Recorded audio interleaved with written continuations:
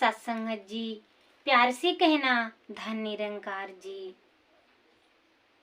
दासी एक भजन से आशीर्वाद लेने जा रही है, आशा है परमान। आइला मानो तन पाई के जहानावा में ए हो, आइला मानो तन पाई के जहानावा में, एही प्रभु के बसाला अपने मानवा में, एही सतगुरु के बसाला अपने मानवा में।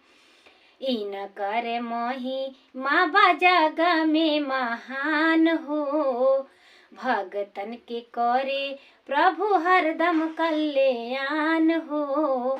इन कर मोही माँ बजग में महान हो, भगतन के करे प्रभु हरदम कल्याण हो।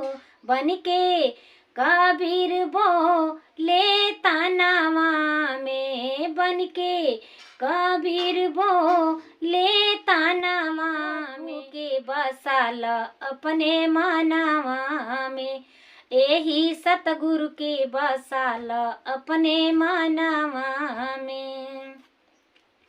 सेवा सत्कार करा कर सुमरिनिया, तन मन धन से कैला तू भजनिया।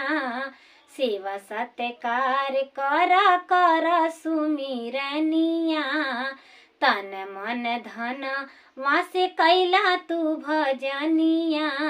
मनवा लगाला गुरु चरनिया में ये हो, मनवा लगाला गुरु चरनिया में, एही प्रभु के बसाल अपने मानवा में, एही सतगुरु के बसाल अपने मानवा में।